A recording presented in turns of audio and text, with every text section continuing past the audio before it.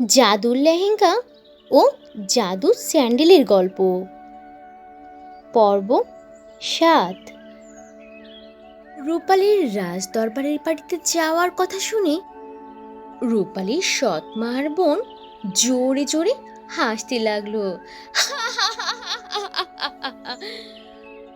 এরপর সোনালি রূপালীকে বলল, তোর নিজের চেহারা একবার আয়নায় দেখেছিস কখনো? তোর চেহারা কি বিচ্ছিরি! তুই ফর্সা হতে পারিস, তাই বলে কি তোকে রাজকুমার পছন্দ করবে? রাজকুমার তার জন্য রাজকুমারী চাই, কোনো চাকরানি নয়, বুঝতে পারলি? সোনালির কথার সাথে কথা মিলিয়ে তখন তার মাও বলে, আরে মামুনি, তুমি চাকরানির সাথে কথা বলে এত সময় নষ্ট করছো কেন? দেরি হয়ে যাবে তো। আর এই চাকরানি শোন, আমরা না আসা পর্যন্ত তুই কোথাও যাবি না। এই বাড়ির সব কাজগুলো সুন্দর করে করে রাখবি। তখন পাশ থেকে সোনালিও বলে ওঠে, হ্যাঁ, আমরা আসার আগে তুই বাসাটা একদম সুন্দর করে পরিষ্কার করে রাখবি আর সব কাজ শেষ করে রাখবি। এ কথা বলে দুষ্টু মামি সেখান থেকে রাজসভার পার্টিতে চলে যায়। আর এদিকে রূপালী তখন অপমানিত হয়ে মনের কষ্টে কান্না করতে লাগে আর বলতে লাগে, হে খোদা, আজকে সব মেয়েরাই রাজসভার পার্টিতে যাচ্ছে আর আমি কি অভাগী, যেতেই পারলাম না। আজ যদি আমার বাবা মা বেঁচে থাকতেন তাহলে আজকে আমি নিশ্চয়ই রাজসভায় যেতে পারতাম। রূপবালী তার বাবা মাকে স্মরণ করে খুবই কাঁদছিল। ঠিক সে সময় সেখানে হঠাৎ করে আলো প্রকট হলো। আর আলো প্রকট হওয়ায় সোনালি তার চোখ বন্ধ করলো। ঠিক তখনই সেখানে আলোর মধ্য থেকে খুব সুন্দর একটা পরী বেরিয়ে আসলো। সেই পরী তখন রূপালীকে বলল, আরে রূপালী, তুমি এখানে এত কান্না করছো কেন? তোমাকে সাহায্য করার জন্য আমি চলে এসেছি। তুমি কি চাইছো বলো? তুমি কি ওই রাজসভায় যেতে চাইছো? ঠিক আছে, তাহলে সেটাই হবে। তুমি ওই রাজসভায় যাবে আর রাজকুমার তখন তোমাকেই পছন্দ করে বিয়ে করবে। হঠাৎ করে চোখ খুলে পরীকে দেখে আর পরীর এইসব কথা শুনে রূপালী তো অবাক হয়ে যায়। আর তখন সে বলে, এ কি পরী, আপনি এখানে কি করে আসলেন? আর এটা কিভাবেই বা সম্ভব? আমি রাজসভায় কিভাবে যাব? আর তাছাড়া আমার তো কোনো ভালো জামা কাপড় আর কোনো ভালো জুতাও নেই। আমি কিভাবেই বা রাজকুমারের মনের মতো হব? পরী কি সত্যিই রূপালীকে রাজসভায় নিয়ে যাবে?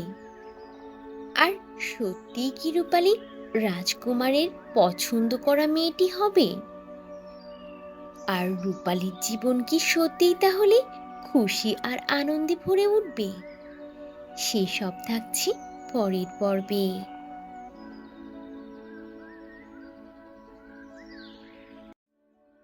জাদুর লেহেঙ্গা ও জাদুর স্যান্ডেলের গল্প। পর্ব ৮। চোখ খুলে হঠাৎ করে সামনে পরীকে দেখে আর পরীর এইসব কথা শুনে সোনালি তখন অবাক হয়ে বলে, এ কি পরী, আপনি এখানে কি করে আসলেন? আর এটা আপনি কি বললেন? এও কি সম্ভব? আমি কিভাবে রাজসভায় যাব? তাছাড়া আমার তো কোনো ভালো জামা কাপড়ও নেই আর না কোনো ভালো জুতা আছে।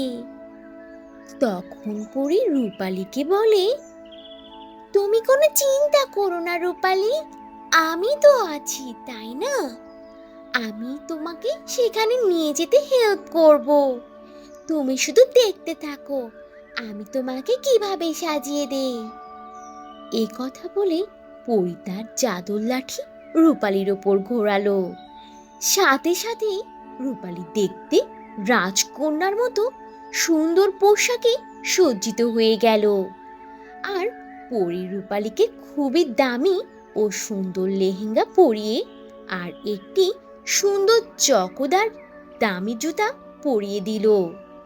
সব মিলিয়ে রূপালীকে একেবারে রাজকন্যার মতো লাগছিল। আর রূপালীর চেহারা এত এত গ্লো করছিল যে যে কেউ দেখলেই রূপালীর দিক থেকে চোখ সরাতেই পারবে না। এরপর পরী রূপালীকে বলে, এখন দেখো রূপালী, তুমি সম্পূর্ণ রেডি হয়ে গেছো। এবার এখন তুমি রাজসভার বাড়িতে যেতে পারো। আমি নিশ্চিতভাবে বলতে পারি রাজকুমার তোমাকেই পছন্দ করবে। তবে হ্যাঁ, একটা কথা মাথায় রাখবে, তোমার এই পোশাক আর এই রূপ সাজসজ্জা সবকিছু কিন্তু রাত 12টা পর্যন্ত থাকবে।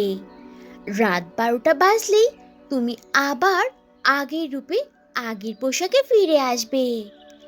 আর তাই অবশ্যই তোমাকে রাত 12টার আগে ফিরে আসতে হবে ওখান থেকে। তাহলে তুমি সবটা বুঝতে পেরেছো? পরীর এসব কথা শুনে রূপালী পরীকে ধন্যবাদ জানিয়ে সেখান থেকে রাজসভার উদ্দেশ্যে রওনা হয়ে গেল। রূপালীর রাজবাটিতে প্রবেশ করার সাথে সাথেই সবাই যেন মনোমুগ্ধ হয়ে রূপালীর দিকে অপলক দৃষ্টিতে তাকিয়ে রইল। রূপালীর দিক থেকে কেউ যেন চোখ ফেরাতেই পারছে না। তাহলে বন্ধুরা, রাজকুমার কি তাহলে রূপালীকেই পছন্দ করে নিবে তার জীবন সঙ্গী হিসেবে? এসব থাকছে পরের পর্বে। কানেক্টেড থাকো আমার চ্যানেলের সাথে আর সব গল্পগুলা এনজয় করো।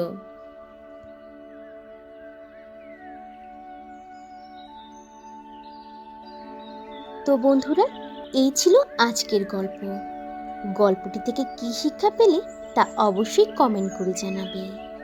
আর ভালো লেগে থাকলে একটা লাইক করে দেবে। আর এখনো যদি চ্যানেলটি সাবস্ক্রাইব না করে থাকো তাহলে এখনই লাল রঙের বাটনটি চেপে চ্যানেলটিকে সাবস্ক্রাইব করে দাও আর অল দিয়ে নোটিফিকেশন প্রেস করে রাখো। তাহলে বন্ধুরা, আজ এখানেই শেষ করছি। আবার দেখা হবে নতুন কোনো ভিডিওতে নতুন কোনো গল্প নিয়ে। সে পর্যন্ত তোমরা সবাই ভালো থাকবে আর নিজেদের প্রতি খেয়াল রাখবে। আল্লাহ হাফিজ।